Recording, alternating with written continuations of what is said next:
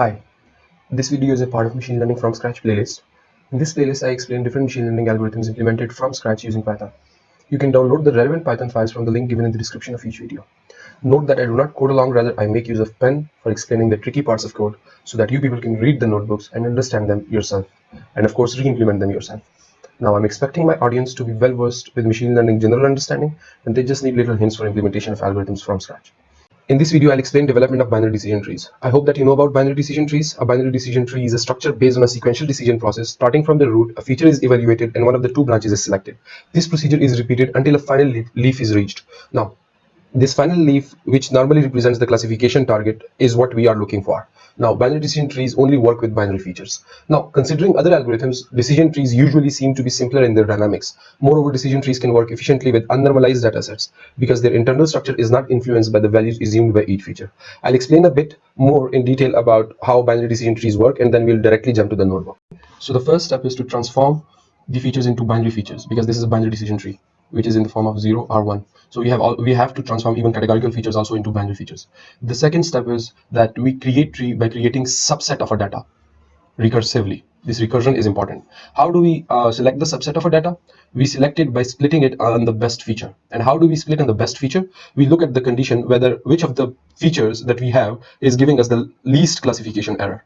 So we look at number of mistakes for each subset of data if split on a specific feature. So based on the subset of data giving us the least classification error will be the one which we will be selecting for best feature. Now this recursion is very important. Why? Because this whole process of creating tree is doing the same thing over and over again. So you need to know what is recursion basically. Now we create leaf node only and only if some of the conditions are met. Number one, if classification error is 0, either there is no feature left to split on, or the third condition is we reach the maximum depth. There are also some other conditions that we will be looking at regularized decision tree, and I'll be explaining it in the next video. Now, based on this simple formulation, we at prediction time just follow the best features that we selected during creation of decision tree one after another recursively until we reach the leaf node. I think so this whole process is really simple. The only thing that we have to take care of is finding out this best feature using this classification error and this recursion part. If you understand it, I think so it will be really easy. Let's go to the notebook and I'll explain how to encode it in Python using dictionaries. Okay, let's start with implementing binary decision tree. We will be dealing with binary features, and we'll start with importing Theory Create, which is basically pandas and scikit-learn combined. Now we will load the loans dataset where we have to predict whether the loans are safe or not. So this will be kind of a pandas data frame, and then we will do pre-processing to come up with binary features basically. So this is the final binary feature. This will be the output safe loans in the form of -1 or +1, and all of the other features are either in 0 or 1. So all of the other features have become binary. So this has been done using Theory Create and Python internal functions. You can do it in any way you want to do it. One thing that you have to that I have also done is that I have made this data set balanced so that positive example and negative examples are both equally represented. Now that is not an important part. The most important part is the implementation of binary decision trees. So this is, again, we have splitted the data into 80-20 split, which is also not important. The most important part starts from here, where we actually implement the decision tree. You can work with any data, but the important part is only these binary features and the output in the form of like -1, +1, or whatever, 0, 1, or it could be any value, but it should be binary.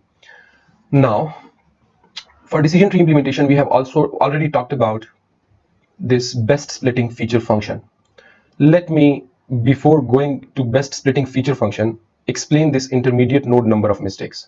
So for each node, we want to calculate the number of mistakes for each node.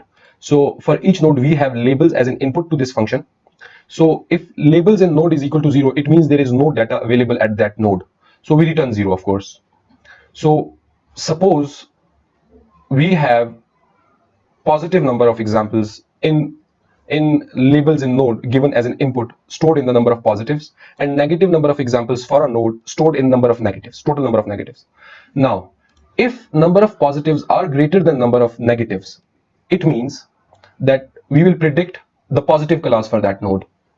So all the negatives that has been predicted in that node is actually mistakes. All those negatives are mistakes. So we will return the number of negatives, because if number of positive is greater than number of negatives, it means we are going to predict positive for the node. So all the negatives are actually mistakes.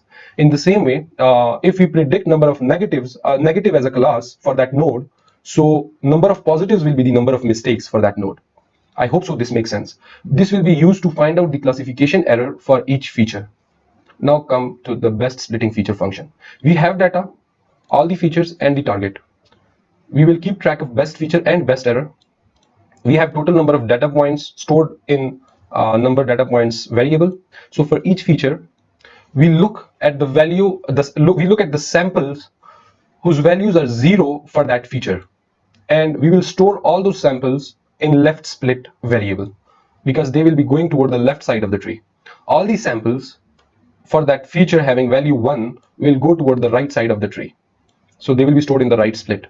Then we calculate the mistakes for left node or left split, left side. Then we calculate the mistakes for the right side. Then we look at the error for this feature. The error will be equal to left mistakes plus right mistakes. These are total number of mistakes divided by number of data points, total number of data points. So in a way, the mistakes in the left subdata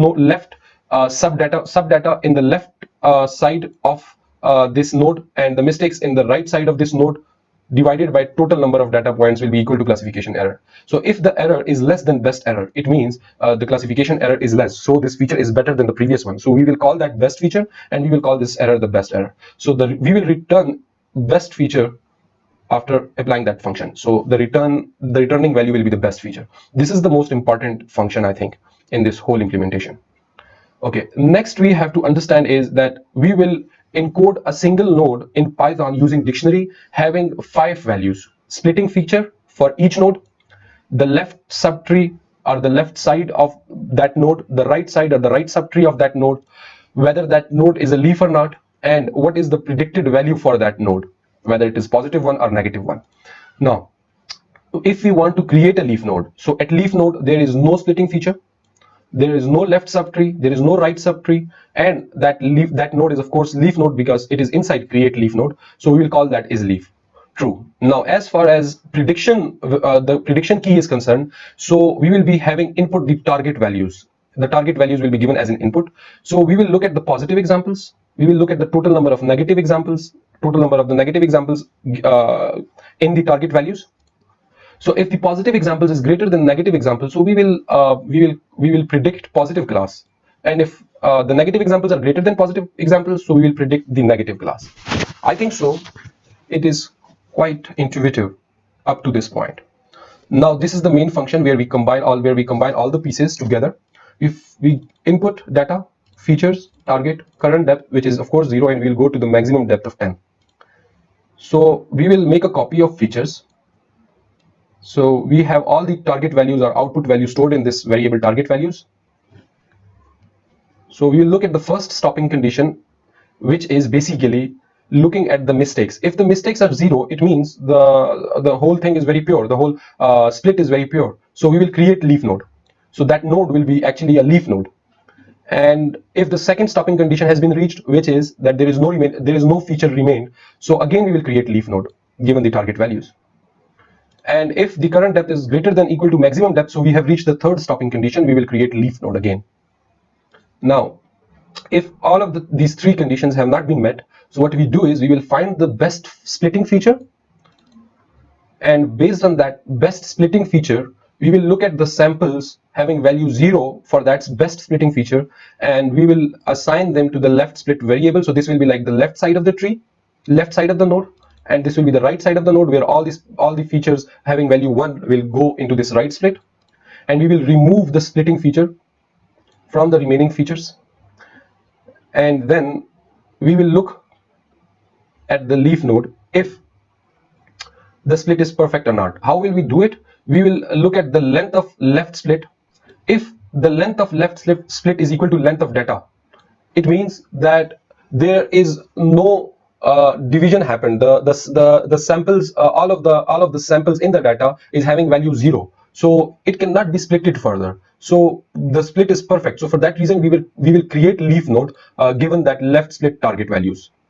And if the length of right split is equal to length of data, which means if all of the data is having values 1 after a split at any node, so it means there is nothing to be split on further. So for that reason, we again create a leaf node. If these conditions are not met, so what we do is we recurse on this function again and again. So we recurse on the left side of a function by inputting left split data subdata as an input, and we recurse on the right side by giving input as a right split as an input. And note that remaining features are having one feature less now, because while creating this decision tree node, we remove the feature which we used earlier. And the current depth has also been increased by +1. So after it reaches up to 10, so the whole creation of data will be stopped. Now finally, we return, if it as it is not the leaf node, so return the values of the dictionary is leaf equal to false, prediction is equal to none. Both of these values are needed for leaf node, as we have explained in this function.